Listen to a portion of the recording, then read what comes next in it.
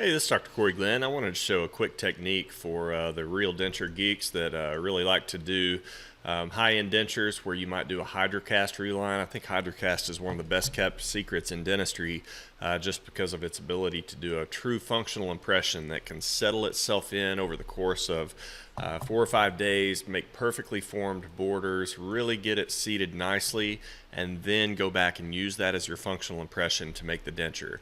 There's a couple of ways that you could do this. If you are going to use their existing denture, one of the challenges is that you have to go and modify it quite a bit. You have to grind out a lot of material to make room for the hydrocast. And so one alternative method that you can use without having to alter their current denture, which is always a dicey thing to do, is that you can just digitally duplicate the patient's existing denture. So let's hypothetically say that this was a patient's denture. They come in, they're wearing this, it's just sloppy, maybe there's a few things that need to be changed about it, and so we wanted to do a functional reline in this, a functional impression, and then fabricate new dentures on that.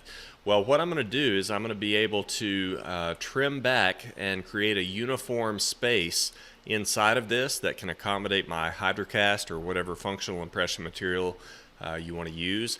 And we're just going to leave a few stops, maybe a tripod of stops, maybe here, here, and here, so that when we do the reline in the mouth, all of the other areas are going to end up with a uniform 1 or so millimeter thickness of hydrocast.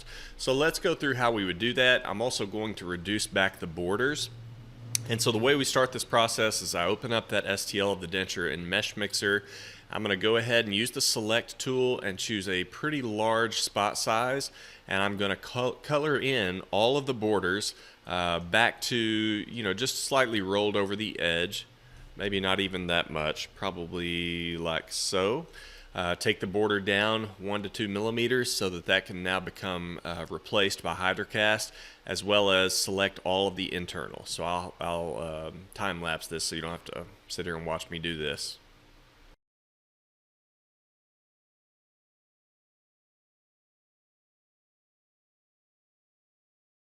Okay, so now we've selected the entire inside as well as a good bit of the border. However, if we're going to do this reline, we don't want to lose vertical dimensions, so I think it's wise to create a couple of spots in some of your primary load-bearing areas, and you could choose these wherever you want. What I'm going to do is I'm going to deselect now by holding Shift. I'm going to deselect a small area here in the palate, as well as right here on each tuberosity. This gives me a tripod of areas that are going to index this denture into place.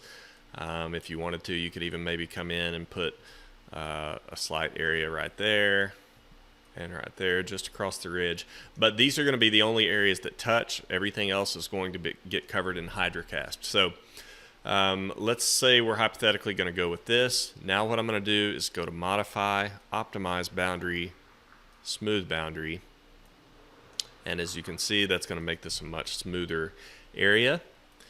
And now what I'm going to do with this selected area is go to Edit, Extrude, but I want to extrude this in the negative dimension. You can see right now it's extruding in the positive dimension. I'm going to change this to -1 millimeter. Okay, so now you can see that it has dropped everything down except for that. But now it's dropping it in the wrong direction. It's all going in the z-axis. I want to change the direction to normal. And normal basically takes it down inward toward the center of this object in all directions. Okay, so now do you see how the border has been reduced everywhere? The entire intaglio of this has been reduced by 1 millimeter. So I'm going to accept this. And the last thing you'll need to do is inevitably you're going to get a couple of little spots where there's a slight fold in your mesh, something like right here. You see how this mesh is kind of folded on itself? So I'm going to come in, barely touch that with the smoothing tool, and I'm just going to go through here and find any little areas like that. In fact, you could just do a once over with your smoothing tool across the whole border, because that tends to be where these occur.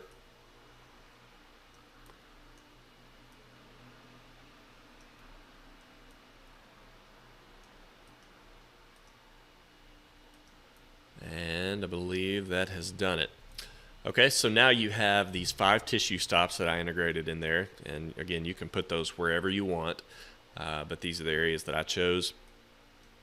And the rest of this has been uniformly reduced in the intaglio by 1 millimeter. So now what I could do is simply export this shape, 3D print this, and then when the patient comes in, just mix up my hydrocast, do a really quick reline of this, and then send them off on their way with this to develop a functional impression over the next 5 days.